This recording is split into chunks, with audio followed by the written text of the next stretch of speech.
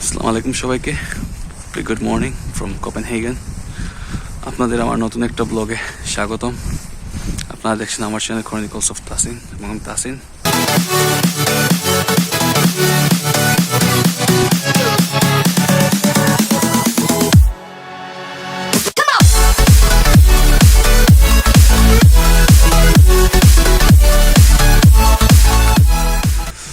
অনেক বেশি ঠান্ডা, -4 ডিগ্রি, অবস্থা খারাপ। তো আজকে আমরা যাচ্ছি কিছু গ্রোসারি শপিং করতে, কিছু কাজ করতে, ডেইলি শপিং যেটা আছে।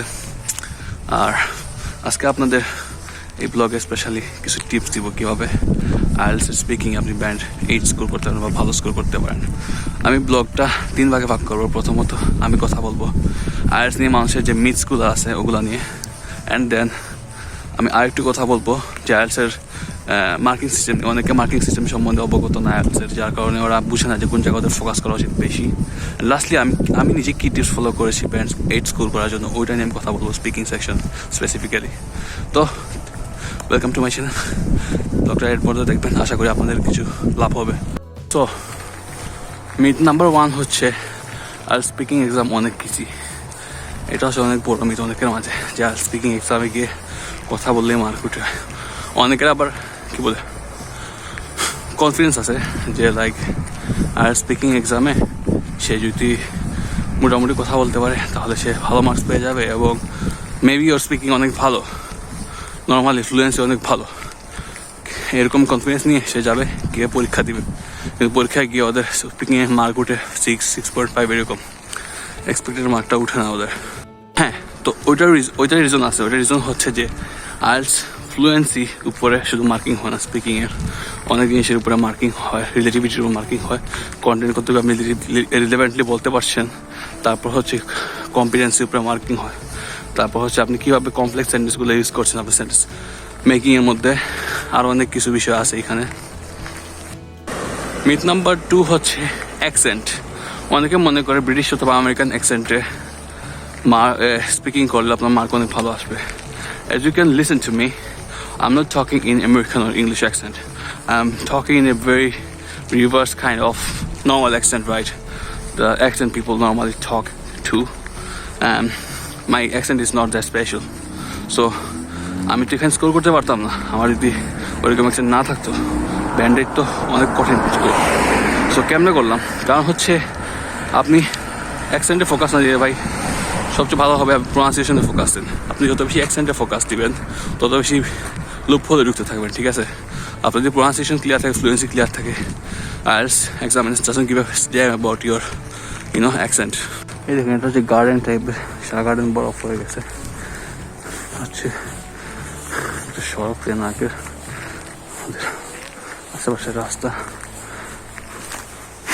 আশেপাশের রাস্তা খুব বেশি কোল্ড।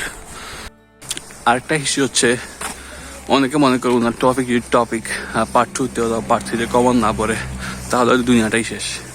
যেমন মনে করেন একটা স্টুডেন্ট আছে যে সাইকোলজি টপিক পাইছিল লাস্ট আইএলটিএস স্পিকিং, একটা স্টুডেন্ট, আমার একটা ফ্রেন্ড। সো সে কিছু বলতে পারে না, ওর স্পিকিং ভালো, কিন্তু সে ওখানে স্টান্ড হয়ে গেছে because he was not prepare for it. ভাই, এরকম করলে হবে না।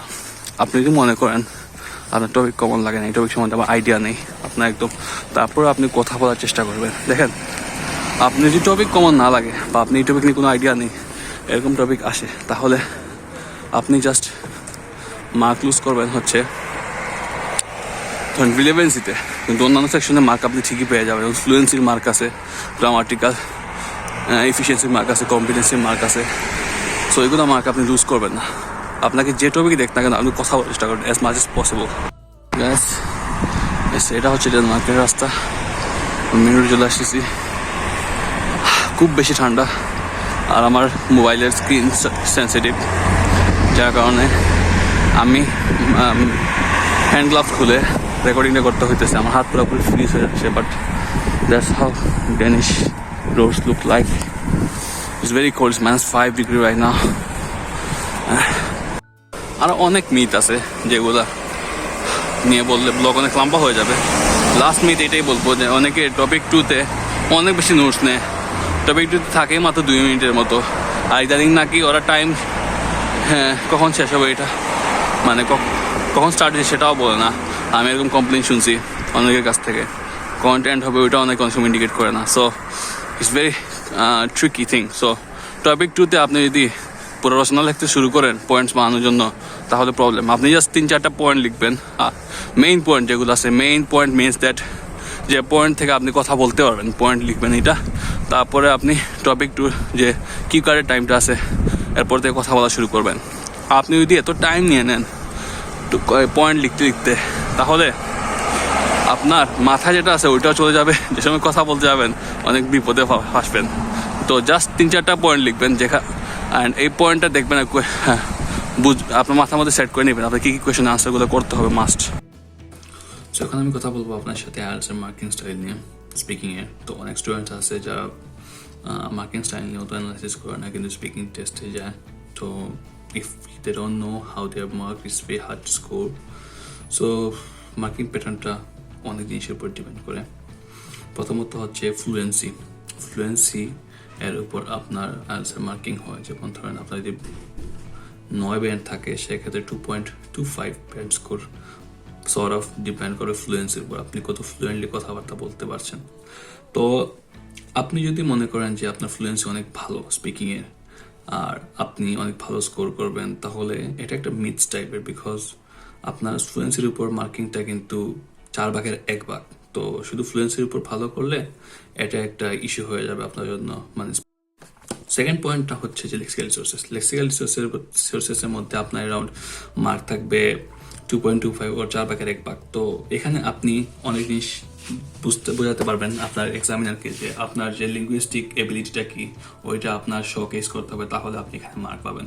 ফর এক্সাম্পল আমি বললাম যে I wanted to go to that trip but I decided not to go for some reasons, or I can say I wanted to go that trip but however I decided not to go to that trip because of this and that reasons. So এখানে দেখতে পারবেন আমি একটা জায়গায় but use করছি, আরেকটা জায়গায় use করছি however। এখানে যদি আপনি চিন্তা করেন যে ভালো করে দেখতে পারবেন যে আপনি যেখানে বাট ইউজ করছেন, বাটটা কিন্তু কমনলি ইউজ হয় স্পিকিং এর মধ্যে, অনেকেই বাট ইউজ করে। আপনি যখন however ইউজ করবেন তখন কন্ট্রাডিক্টরি সেন্টেন্স এক্সপ্লেন করতে, তখন আপনার এক্সামিনারটা দেখবে যে আপনার একটা ভ্যারাইটি আছে স্পিকিং এর মধ্যে।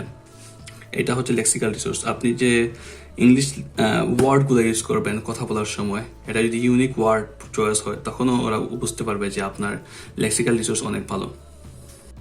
থার্ড পয়েন্ট যেটার উপর আপনার মার্ক করা হবে সেটা হচ্ছে গ্রামাটিক্যাল রেঞ্জ অ্যান্ড অ্যাকুরেসি। তো এইটা মানে কি? এটা মানে হচ্ছে আপনি গ্রামাটিক্যালি কতটুকু কারেক্টলি কথা বলতে পারেন, এটার উপর আপনার একটা মার্কিং হবে। অ্যান্ড এটার মধ্যে এটাও দেখা হবে যে আপনি কথা বলার সময় কিরম করে আপনার গ্রামারটা ইউজ করছেন, কতটুকু ডাইভার্স ওয়েতে আপনার গ্রামার ইউজ করতেছেন, আপনি কি ওয়ার্ডের মধ্যে কথা বলার সময় কোরিলেশন ইউজ করতেছেন কি না, আপনি গ্রামাটিক্যালি কতটুকু কারেক্ট, এই জিনিসটা। আর দেখবে যে আপনি কতটুকু ইরোর করতেছেন গ্রামাটিক্যালি, ওইটার উপর আপনার 4/1 মার্কিং হয় স্পিকিং এর মধ্যে। তো আপনি যদি গ্রামাটিক্যালি খুব ভালোভাবে কথা বলেন উইথ ফিনেস, দ্যাট মিনস আপনি এখানে ওই মার্কটা আপনি পেয়ে যাবেন। এই সেকশনের মধ্যে স্কোর করার জন্য একটা প্রো টিপস হচ্ছে যে আপনি অনেক ডিফারেন্ট টাইপের টেন্স ইউজ করবেন।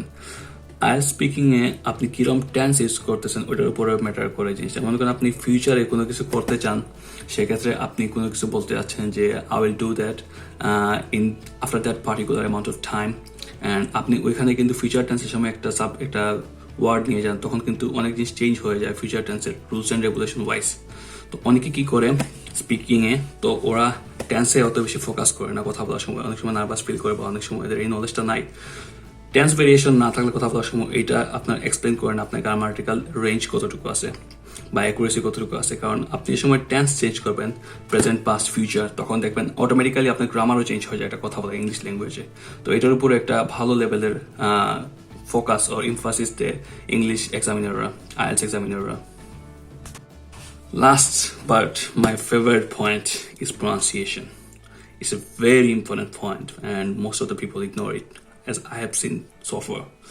মানে যারা ইংলিশের আইএলটিএস স্পিকিং এ খারাপ করে, এদের দেখা গেছে যে প্রনাউন্সিয়েশনে কোনো না কোনোভাবে ইস্যু আছে।